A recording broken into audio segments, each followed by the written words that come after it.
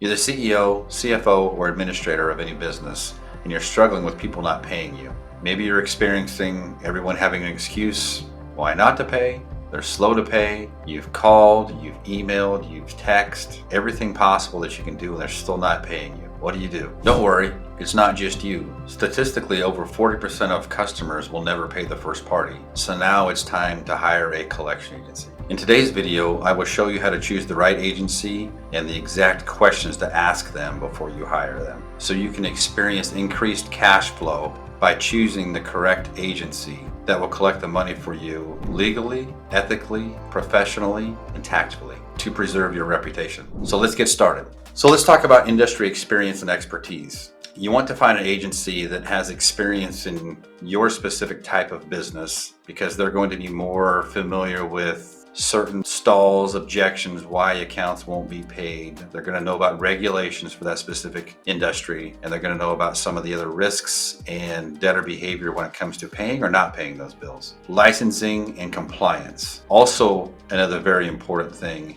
If an agency is not licensed in your state or your geographic area, that could run into problems, additional lawsuits. Compliance is another thing that's just problematic if they're not experienced in that area of business or that state or region. Key things to ask if they're licensed in your area and what compliance they have in place to ensure legal collections. After you've made those two decisions, you want to ask about reputation and reviews. Reputation is paramount when it comes to an agency because I believe they're an extension of the business that are operating with to help collect the funds. You can find many collection agencies that may get results for you, but at what cost? I heard all kinds of horror stories about illegal collection activities, saying certain things that are completely against the law, but they get results, right? So make sure you're cognizant of the agency's tactics to make sure they're in compliance, and also to make sure that they're operating again legally. And you can a lot of times do this with checking referrals from current clients as well as Google reviews. But just keep in mind,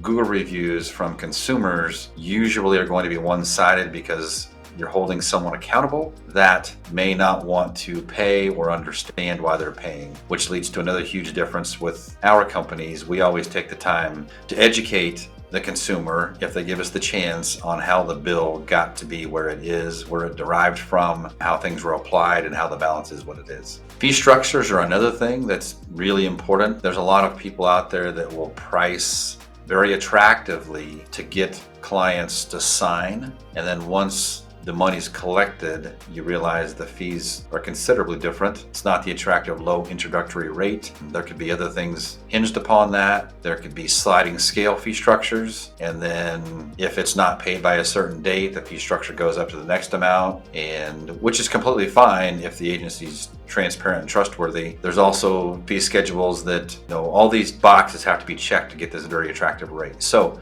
at the end of the day, I always tell prospects that check your effective rate. And what that means is when you get the statement from the agency, you take the amount collected divided by the amount the agency retains to get your effective rate. I don't care what rates they give you in the first 10 days, 15 days, 30 days, whatever. That is in essence what it costs to collect that money. So now let's talk about collection techniques a little more in depth. We touched on it a little bit before, but collection techniques are very important. I have found that the most success comes from establishing trust and rapport with the consumer so they understand why they owe the money that you're charging them for. And that could be just going through the billing with them. It could be, if it's healthcare, it could be going through how a third-party payer paid, did not pay, applied to deductible, applied to co-insurance, co-pay. All those things. If it's not medical, it's just simply, this was the bill. If it's a contractor, was it time and materials? Was it an estimated charge and you had these changes along the way? So all those things just to put the consumer at ease so they understand why they owe the money that you're collecting. One of the biggest leg ups, if you will, is utilizing technology for efficiencies in collections. Right now, the big buzz is AI, artificial intelligence, chatbots, all those things. And if an agency is going to use those, make sure you ask the extensive research that they've done, the companies they use to implement the AI, that they are compliant, they have all the security measures in place to make sure that nothing's going to be compromised. Another very important thing is utilizing technology for communications. It's very effective when agencies use a method to contact the consumer in the means in which they want. What do I mean by that? So let's say in a scenario, you're sitting on your back patio with your buddy, grilling, whatever you're doing, and you get a call from a collection agency. The odds of you answering that call and paying that bill, very, very low. But if I were to send a push notification or a text message to that consumer, they can respond to that message at a convenient time for them when their buddies aren't around, right? And verify what your billing is due and then log on and pay it. It's just as simple as that. So we've seen a tremendous increase in our online traffic when we communicate with a consumer in the means in which they want and convenient to them. You want an agency that will give you the appropriate reporting that you want and that's transparent. I kind of touched on that before with a little bit of agencies that may fudge a little bit here. If they pay on day 11 instead of day 10, we make a little more money. Just make sure the agency's transparent in all those transactions. I'd like to think everybody's honest, but be real, in this world they're not. So make sure you choose an agency that's going to give you accurate reporting, that's transparent, will explain those things to you of why the commissions were what they were, as well as being able to provide accurate, detailed reporting to you. Specialization is somewhat of a niche in collections. They can be broad or they can be specialized. So what I mean by that is you can be specialized in the healthcare arena which is a very complex billing process. So understanding the ebbs and flows of all of that billing process, from patient intake to the time it goes to billing to the time it goes to collections, and everybody that's been involved. So third-party payers, did it go to the deductible? How is health insurance deductible from car insurance deductible? So many people are just not informed on how that works. And so if the agency takes the time, again, going back and getting that trust and rapport, the consumers were more apt to pay them. And also explaining, so yes, you went in for this, you paid a copay at the time, office visit turned into a different type of procedure, and now there's a co-insurance, which is different than copay, which is different than deductible. So again, just being 100% clear and transparent, but when it's specialized, all of that knowledge is very helpful in getting the account collected. And if you don't specialize or you don't have that knowledge, there's a bunch of money that will be left on the table because you won't be able to collect it because the consumer doesn't understand. They're just going to hang up. Customer service. I believe that agencies should go the extra mile for every client, but that's just me. We understand that without clients, we don't have any business. We don't have anything to do without clients. So customer service is huge for us. I would encourage you to look for an agency that has so for instance, if they have a 24-hour callback rule or 4-hour email return, whatever it is, just so you have clear expectations of what that customer service is. I believe with so much automation, people become so dependent on the voice prompts on phones, which drive me crazy, by the way. So you call my office, you get a real person on the fourth ring or sooner. You get a minute and 38 seconds into the call before you can talk to a real person. That's just not the case here. So those are the expectations I have, and I would assume most people would have the same. Another one of the customer service pieces is a complaint process. In the collection business, complaints are just going to be part of the game.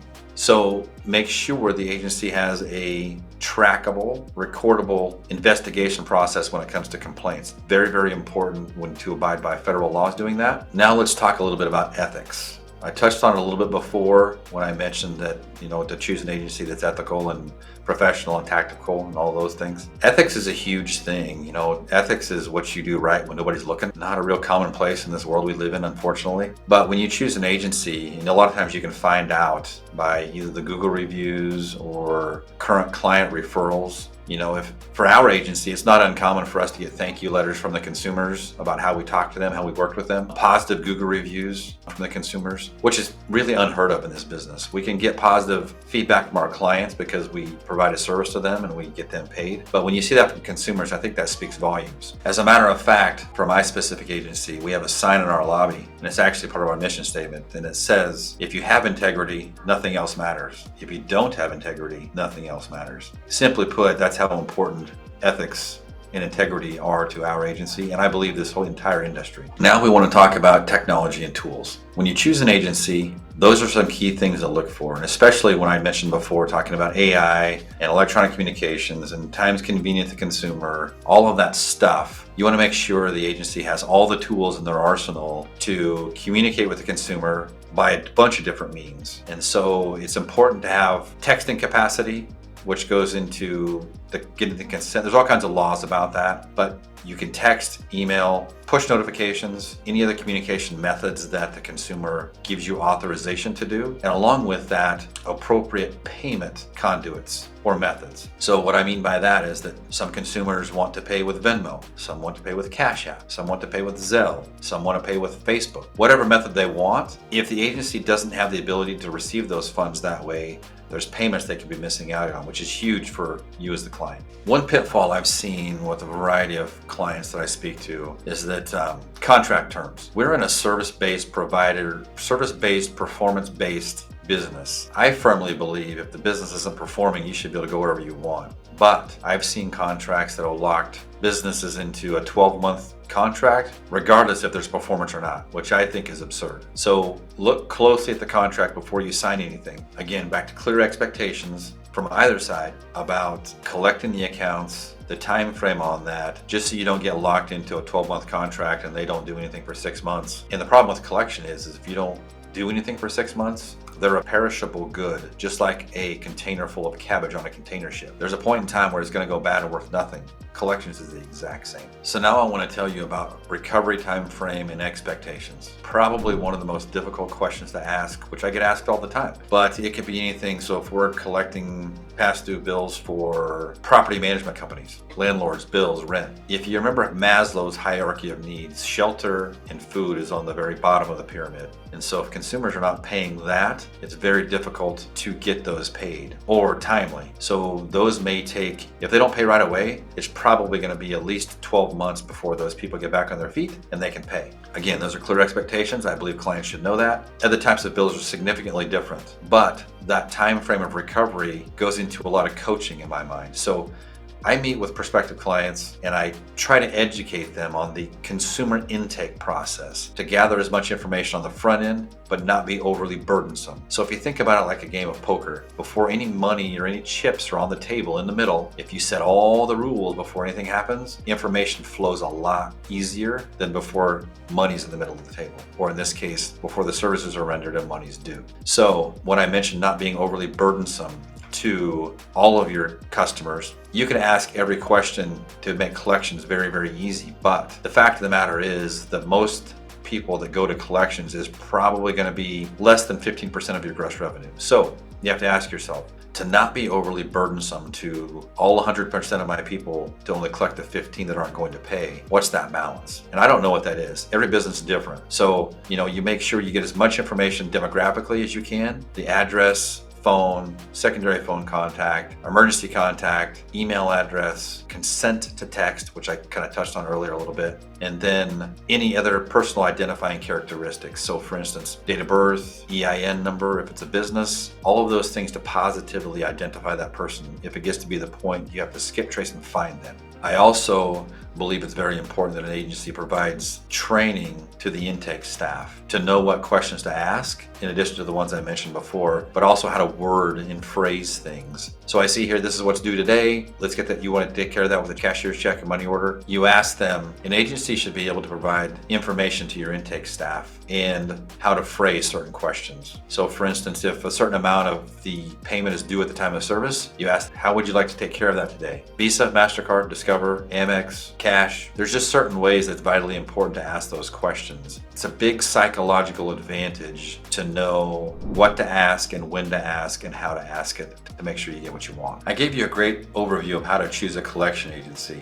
but that's just scratching the surface. That's why I filmed an entire series to show you more in depth of how to choose a collection agency. Click on the video that's on the screen right now, and I'll see you there.